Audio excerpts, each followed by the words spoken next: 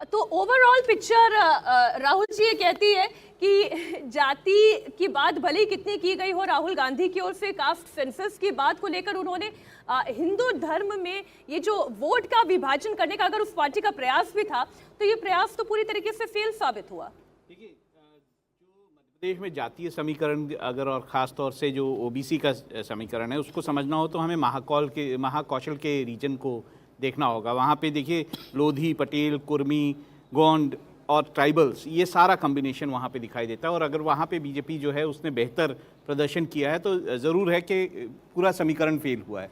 और वो तभी होता है जब किसी एक पर्टिकुलर मुद्दे पर वोट किया जाता है। जैसे इस केस में अगर लाडली बहना के केस में वोट किया गया है तो वो सारी महिलाओं ने मिल के वोट किया होगा, वो चाहे फिर मुस्लिम महिलाएं हों या फिर वो हिंदू महिलाएं हों या किसी भी वर्ग से आने वाली महिला हों, उन्होंने एक साथ वोट किया होगा। दूसरा ये होता है कि जब दूसरी ये चीज़ होती है जब जैसे अब मुस्लिम बहुल्य इलाकों में अगर बीजेपी का अगर आपको दिखता है कि उसमें बहुत सारी सीटें मिली हैं तो एक बात मान के चलिए कि मुस्लिम वोट जो है बीजेपी को नहीं पड़ता है, ये हमें मानना चाहिए। ज़्यादा वोट वहाँ नहीं पड़ता है, तो या तो पोलराइजेशन की वजह से वो वोट जो है दूसरे वर्ग का वोट जो है बीजेपी को पूरा शिफ्ट होता है, तो पोलराइजेशन की वजह से होता है।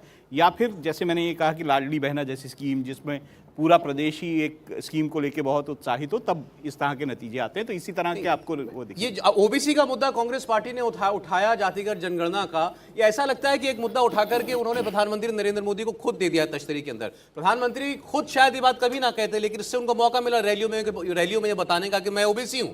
देखिए, ये जो मुद्दा है ना, ये सिर्फ इस चुनाव तक सीमित नहीं है। अगर आप जातिगत जनगणना की बात करेंगे तो ये मुद्दा, और दूसरा एक मुद्दा जो आपकी पेंशन, ओल्ड पेंशन स्कीम का, ये मुद्दा कांग्रेस जो है वो लोकसभा चुनावों तक लेके जाना चाहती है। और अगर आपने जातिगत जनगणना की मुद्दे की बात की हो तो बीजेपी के नेता भी उस पर बोलने से बचते हैं, उसको ज़्यादा तूल नहीं देते हैं। वो ये नहीं कहते हैं कि अच्छा नहीं होनी चाहिए।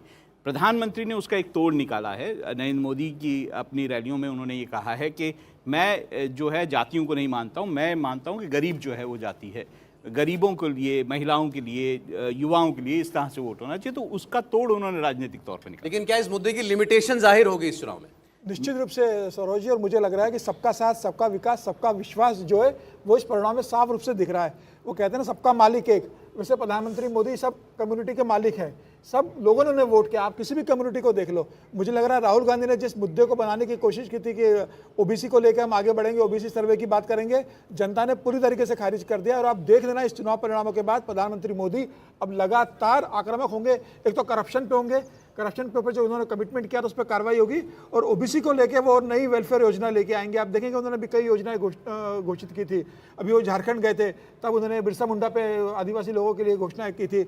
इसके पहले वो 15 अगस्त को उन्होंने अपने भाषण के दौरान 24,000 करोड़ की विश्वकर्मा योजना घोषित की थी। अब वो तेजी से उस पर बढ़ेगा। मुझे समझ में आ गया भारतीय जनता पार्टी को कि अब ओबीसी वर्ग भारतीय जनता पार्टी और प्रधानमंत्री नरेंद्र मोदी की जो योजना है और जो उनके लाभार्थी है उसके उनके साथ जा रहा है। और प्रधानमंत्री मोदी अब इसी पे फोकस करेंगे। ये तय है कि भारतीय जनता पार्टी अब ओबीसी सर्वे की तरफ नहीं जाएगी।